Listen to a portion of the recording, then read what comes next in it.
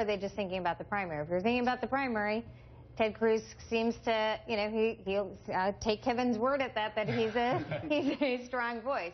But I think for a general election, he's obviously alienated and alienating to a lot of independent voters, which is the middle of the country. Now, there are a lot of Democrats who are talking about the Tea Party and what damage it's wreaked upon the Republican Party. But take a look at this email that Congressman Alan Grayson, a Democrat of Florida, sent to supporters yesterday, comparing the Tea Party to the KKK.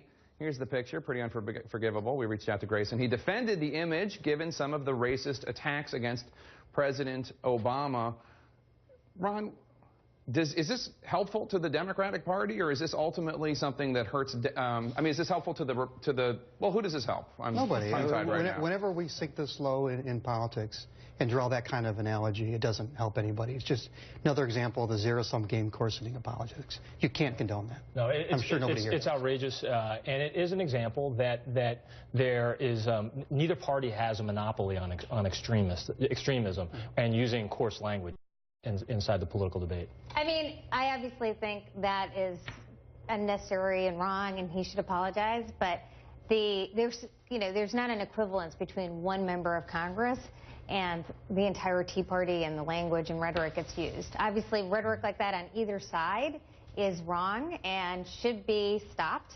But I don't think we should just say the parties are equal and they have equal extremists, etc. I think over the last month you've seen that the Republican Party has adopted an agenda, not as extreme as they using anything like this, but an agenda to shut down the government over Obamacare is a pretty extreme agenda. Nobody wins with this type of language, and it doesn't do one thing to motivate a persuadable voter out there. This is actually what keeps those voters who have yet to be persuaded to even participate in it. That's what makes them stay home, is language. I mean, I'm not saying that it's equivalent to anything. It's just a high-profile Democratic congressman who says controversial things, and he's accusing the Tea Party of being racist. And it comes at a time when the Tea Party is certainly in the news a lot, and Democrats are certainly talking about them being extremist, and they're painting, the public sees them as extremists. Let me be the first to say that, his language is wrong, and he should say sorry for it. I think that is wrong language, and that everyone in the political process should not condone language like this. It doesn't help anyone that people send out these emails and try to raise a lot of money by getting people angry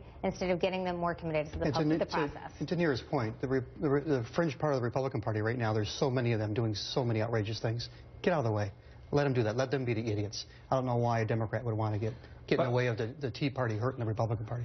So I want to play one bit of sound from Senator John McCain, who says he's seriously considering